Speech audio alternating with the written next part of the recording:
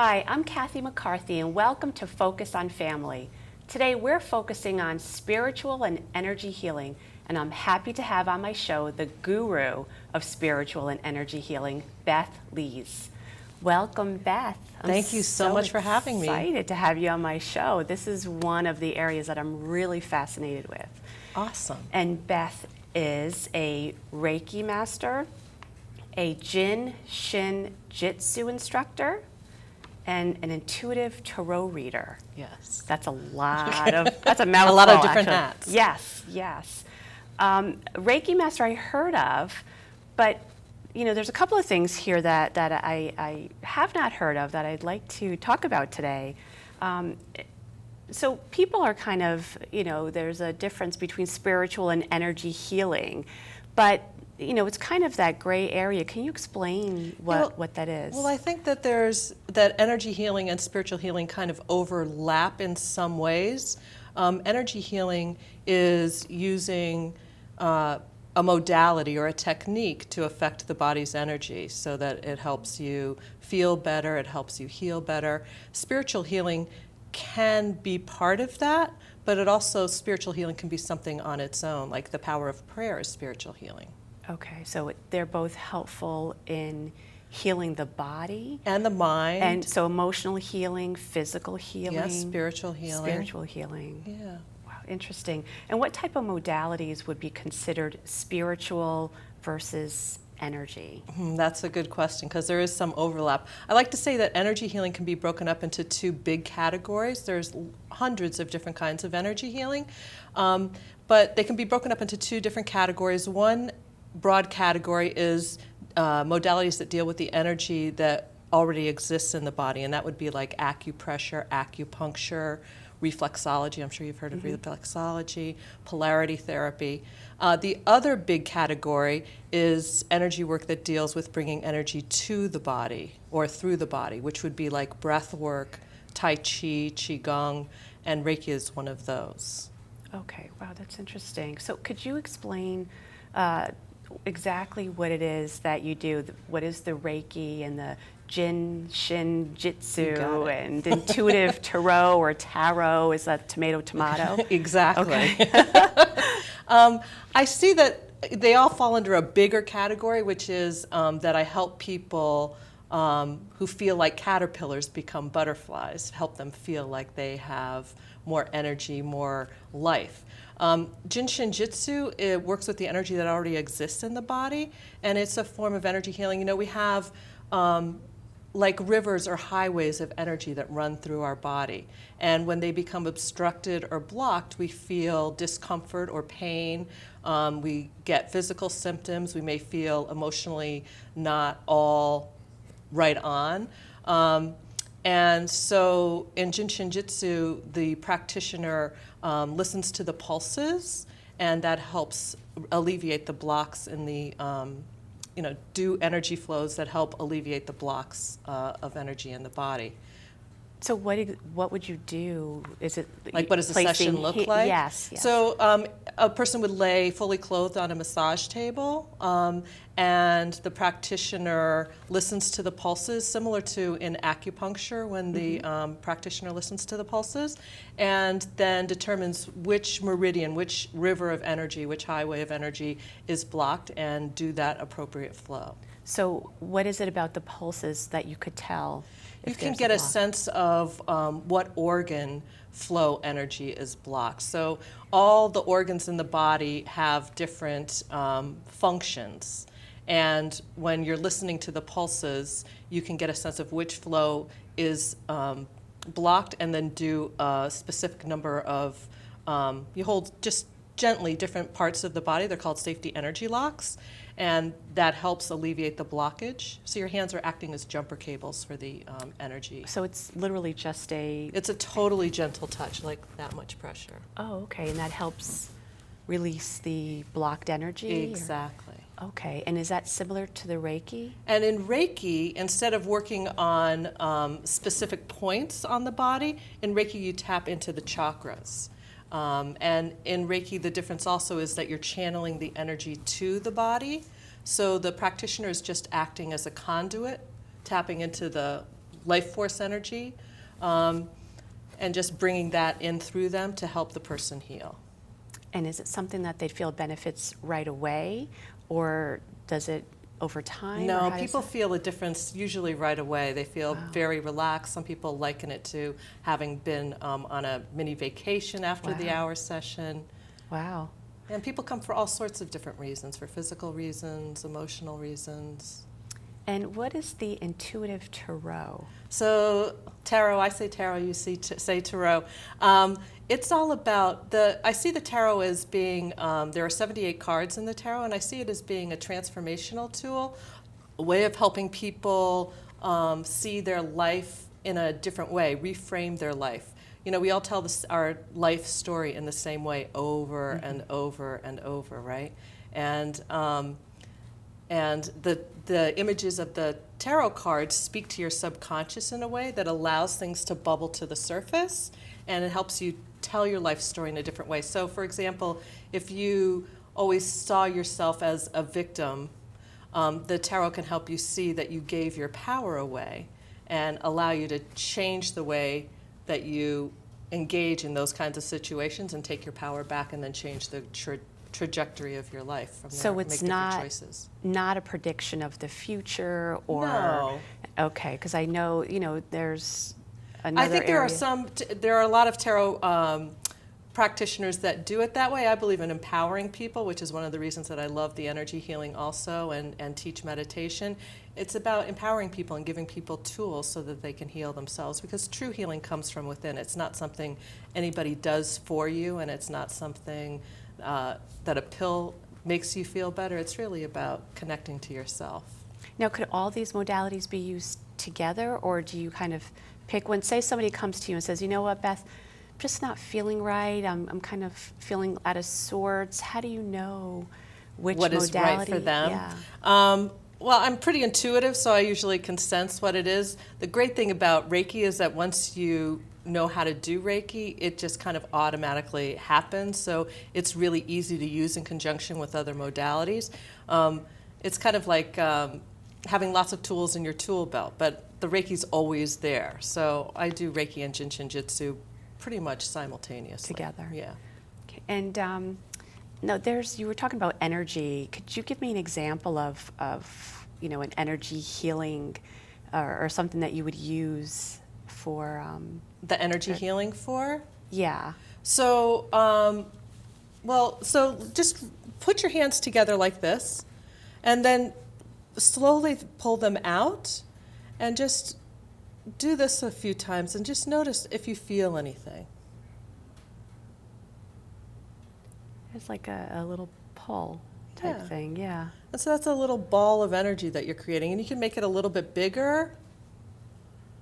Oh, interesting, yeah. And you can make it so it gets even a little bit stronger. It's kind of like that, like a balloon that's like inflating each time you move your hand in and out. Now, is this a type of healing? This is a type of just learning how to discern energy and feel energy. That's pretty neat. That's interesting.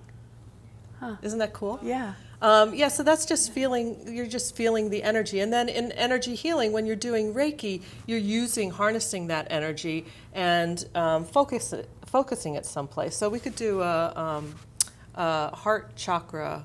Okay, could you explain the chakras? The chakras. Yeah, so I just hear that, but it's like, what's such a foreign heart word, right? Chakra, and then there's a third eye, and so how? So the chakras are like, I was talking about how, like in Shin Jitsu, there are the rivers of energy or the highways of energy, and those highways, there are hubs that are connected to those highways, and there are 7 major chakras in the body, and they start at the base of the spine and go up to the crown, top of your head.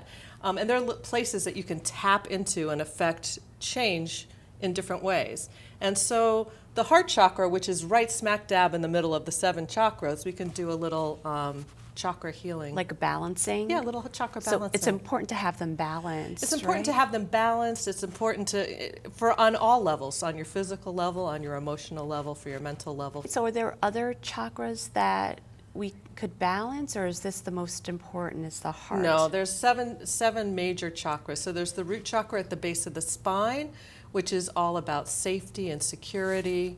There's the sacral chakra, which is right in your belly.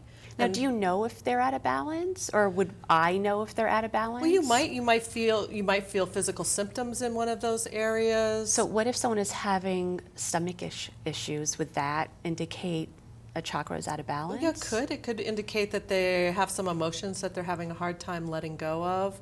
And then you can, just put your hands on your stomach. We all have this innate ability to heal ourselves. When we're little kids, we all automatically put our hands on our belly, or if we have an ouchie, we put our hand over it. It's like it's a natural thing. We just kind of forget about that. Right. Forget we have a tool. Kids are really great to work with. And in Shin Jitsu, the attitudes create physical symptoms. So one of the things that I do with the kids that I work with is ask them, what are they feeling? Are you feeling fear? Are you feeling anger? And then there are just simple things that they can do to empower themselves. So funny. I was going to ask you questions about children, and you already... I didn't have it on here, but in my mind I was thinking, I got to talk about the kids. I love working with kids. I love Yeah. teaching kids meditation. I do a bunch of family meditation classes, and it's always fun to do. Kids, I think, are in a sense easier because they don't have a lot of That's the junk that adults have already, preconceived notions and judgments and all that That's true. other stuff. So, They don't have as much baggage. right, and it's probably better to get them when they're younger. I teach a lot of children's classes too. I love the energy that they bring as Yeah. well, and they're a lot of fun. They always make me laugh, and the stuff that they come up with. But I think it's really important for them to understand that listen, trust your instincts, listen to your gut, and and parents should be able to allow the kids to make a little mistake here and there. And Right. it's not a failure; it's a learning lesson. Exactly. I think we're in a society where it's so. They're on the computer and we played outside. We had That's to be true. creative, and we had to, come up with different things. This stimulation was different than it is now. It's become such a fast-paced society, and the kids are really paying the price for it in a lot of Yeah. ways. So I want to get into the tarot or tarot. I know I say tarot, you say tarot, but you said they're both right. They're both right. So what is an intuitive tarot reader? And how did you know? How did you know that you have this gift that we all possess some kind of intuition? Well, I think I'm everybody, interested. I think everybody has the gift of intuition. It's just learning how to tune into it. And I initially got into the tarot because I'm a big meditator, and I've meditated since I was 15. And I use the cards as a tool for meditation, as a way of diving in and exploring my subconscious. And then I have a friend who has a retail store in Westport who encouraged me to come and read tarot cards at her store, and I was like, oh no. And I did, and I found that I really, really enjoyed it. So how did you know? How did you get into the tarot deck? Well, I was very fortunate. About 12 or 13 years ago, a pretty well-known astrologer and tarot reader came to my center and taught classes for 6 women for 6 years, every month on a Saturday. And we met all that time, and we just read cards all day long. Now, there's a lot of fear around. Yeah, there's some people have a lot of fear about it. But I think you're that saying stems from the it's- predictive quality of it, and people think that the tarot can tell you that you have cancer or that you're going to die when you're 62 and in a tragic way, and that's just not true. The tarot is really about, I see it as an empowering tool, as a way of just helping you illuminate the obstacles and the challenges in your path. But now, can it be used as a predictor or not? Well, some people think so. But so people But in my who- mind, no. But people who do the tarot, is that, do they say it is a predictor, or Well, some people do say that. are they false, or? Well, in my It's mind, their that's not how. interpretation. In my mind, it's not possible for anybody to tell the future. I would agree with that. That's Right. That's ridiculous. Yeah. Can you tell the path that somebody is headed down and where they're, if they keep following this path, where they're going to end up? Yes, you can, but we have free will and free choice, and at any point you could change your direction even just a little, and that changes the outcome. You know, anybody who is, you know, drinking to excess or smoking to excess, you could You're kind gonna of say pretty you're much going to kill yourself. Right, or driving recklessly or however, right. Right. So that's, and they have free will and they could decide whether they want to continue that way or not. Exactly. Okay. Yeah. Okay, so would the tarot be used for a specific issue, or just somebody says, listen, I just want to kind of heal my past? I don't use it just for a specific issue. I use it for people who are looking for validation that they're on the right path, or are looking for some answers, and I help them find the answers in the tarot. I'm not giving them the answers. Okay. Okay. So could anybody could I use the tarot? You could or absolutely do you have use to? the tarot. Okay. I don't You do not need a reader to do it. Sometimes it's easier for you to see or to hear what the cards are saying if there's somebody else telling you that. But you can absolutely read your cards. It's just that I think in a different way than you think. And so when you're looking at the cards, you're thinking the same way. If I'm looking at the cards and talking to you about your life, then you may see things in a different way more quickly. Now, are there different decks? Tons of different decks. Okay. So it's just up to whatever you're comfortable with. I always say pick the deck that has the images that you really enjoy, that you're really drawn to. Okay. Do you use different decks or just? I have lots of different personal decks, but I use one deck when I'm teaching and when I'm doing readings. Okay. Okay. Okay. Could you show us an example of a tarot reading? Okay. So I'll do a 3-card reading. So it'll be past, present, and future. Okay. So think of either a question you'd like clarity on, and you don't have to tell us what it is. That's the beauty of it, because we'll be speaking in metaphors. Okay, let me think of one. A question or an area of your life you'd like some clarity on. Okay. You got it? Yeah.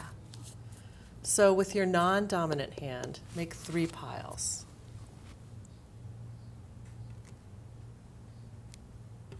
Perfect. So in the past position, you got the 7 of Cups, which is all about having lots of choices, but being in the dark about something. So it indicates to me in the last 18 months or so that you've had lots of ideas about things that you wanted to bring into manifestation, but you really weren't sure what shiny object to pick. Okay, yeah. I could relate. And that doesn't mean that doesn't still carry over now, but it's something that really, things were brewing in the last 18 months or so. Okay. In the present position, you've got the 5 of Pentacles. And Pentacles, there's 4 suits in the tarot, just like in a regular deck of playing cards. The Pentacles represent the element Earth, which is all about money, it's about home, it's about wealth, it's about health. And it indicates that you are comfortable taking the road less traveled, and that there are lots of opportunities around you. You feel that way? Mm-hmm. And the last card, the Wheel of Fortune. Ooh, is that good? It's awesome. All right. So in the tarot, there's 4 suits, just like in a regular deck of playing cards, and then there's also 22 major arcana cards, which are all about, the arcana means secret, and it's a big exclamation card. It holds a lot of power. So in the future position is the Wheel of Fortune. It's all about a new beginning. It means that the Wheel of Fortune is turning in your favor. Oh. And it's asking you to ride the wheel centered and grounded, because if you're riding the outside of the wheel, it's a bigger arc. It's like more dramatic, and so you want to ride the wheel centered and grounded. So when you say that's a good thing, the Wheel of Fortune, could that mean, what does that mean? Money, good things are coming power? your way. It's a new beginning, but in a big way, not just money, not just power, but like a new chapter, big things coming your way in the next 18 months. And how, could you be more specific? And I want to know. I want to know. Lots of fire. It'll be lots of fire, and it's moving you. You have the perseverance. It's going to be coming out of a struggling place and moving into an... Or like clarity? Yeah, more clarity. Okay, well that sounds Out great. of the woods. That sounds great. And it all, I could relate to all of that. What's your actually. favorite card? Well, obviously it's this one. I like that one. Can I take this one home? No, not that one, but I'll give you another one to take home. I like that one. Yeah, I mean, I think what you said about in the past, you know, not you know, having the choices, but not really sure. And what I was thinking about was my career. Awesome. And, you know, like I said, I teach classes and I have clients, and I was thinking about, you know, getting more clarity in what I wanted to do and how I wanted to proceed. And then just recently I did this whole goal sheet, and I broke it down into like 3 groups and where I wanted to be and what I needed to do. And it was personal, and it was career, and it was, you know, allowing time for fun and, you know, goals and things like that. And I actually felt very clear on what I wanted to do, how I wanted to get there, and it was in the next year. Awesome. So that's a great. That's super great, exciting. Yeah. So that's great to be able to do that and to apply it to your life. Yeah. Right. And So it that's acts as wonderful. validation too. Right. That you are moving in the right Right. direction. So that's really good. What else can you tell us about some of the energy healing that you do, and some of the practices that you offer at your center, and maybe some of the practitioners? And Yeah, I mean, energy healing has become so much more mainstream. I've been doing it for 20 years, and over the past, I would say 5 years, Dr. Oz has made it so much more mainstream. I often joke that I need to crawl a little closer to the edge, find something that's a little more daring. But I work 1 day a week in a medical doctor's office. It's become much more integrated. When I started 20 years ago, people thought I was doing voodoo or something. Yeah. Well, that's when you were mentioning the tarot cards. A lot of people think of that, like, Right. oh no, it's you know, you don't want to But go it's also there. that tarot has become much more popular over the Yeah. last 5 years also. Yeah. But the energy healing is really much more mainstream in hospitals, in medical settings. I do some hospice work. And I also have my own private practice, which is really fun. And at the center, we have lots of different kinds of workshops. People are interested in a lot of different kinds of energy healing, meditation, tapping, the EFT, and more introspective things over the past 5 years, I Is would there say. anything that's gained more popularity than some of the other modalities? Would say EFT is becoming really, really popular. I remember studying about that. It has to be 7 years ago, 7 years ago, and it was weird because you're kind of just tapping, right, and you're saying these affirmations, and I'm like, if I ever did this out, people would think like I'm crazy, you know, sitting there in the grocery store, you know. But you're right, it's becoming more mainstream. I think because it's really pretty simple and fast, and people are looking for those kinds of tools. Yeah. And I think it's great to have both, where you could, you know, really sit and relax, and you could meditate, and it takes a few minutes. But if you need a quick fix, Right, you know, there is a exactly. quick fix that you could do. You could do tapping. You could breath work. I love breath breath work is work. really powerful. There's a lot of different ways to do breath work, and I think that's one area that the doctor should be telling all their patients about. breathe. It's just because people don't know how to breathe. And we don't breathe when we're in pain or when we are trying to hide our emotions or not to let the emotions bubble to the surface. We stop Right. breathing as much. Right, and I think the closest people come to learning about breath work is when they're in a Lamaze class. That's probably true. When you're in labor, it's like, okay, you really have to focus on your breath, and you have to, you know, breathe this way, and that's been around forever. Ever. You know, I remember, you know, learning that with my first daughter, who is almost 27 then, but, you know, now when you say, well, you need to focus on your breathing, it's like, what is that going to do? But that could stop a panic attack Absolutely. dead in its track. Yep. You know, immediately. You don't have to wait to pop a Xanax. Exactly. You could take, do some breath work, and that will help. You know, I've had to use it many times in the car where you get these drivers who are, these, you know what I mean? I know what you mean. They're even just three deep breaths, can be really, really helpful. 3 deep breaths, and that's really powerful. Yeah.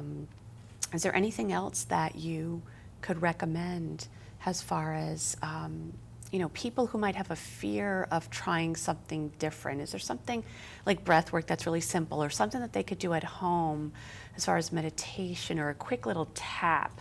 I know there's a meridian like right here.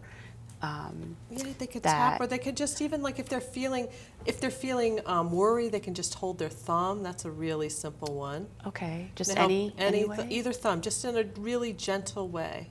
That's a Okay. Shin Jitsu self-help technique. Okay, and what does this do? This helps alleviate worry. Oh, okay. Helps calm your stomach. Wow, and it doesn't matter whichever thumb? Nope, whichever thumb you're drawn to. And if you're afraid, you can hold just your index finger. That harmonizes fear. Wow. So this is Worry. This is fear. Guess what the middle finger is? I don't know. I don't want to ask. I'm afraid. No, you're not afraid. You're angry. Yeah, makes sense. Yeah, so this harmonizes anger. Okay. The ring finger harmonizes sadness. Okay.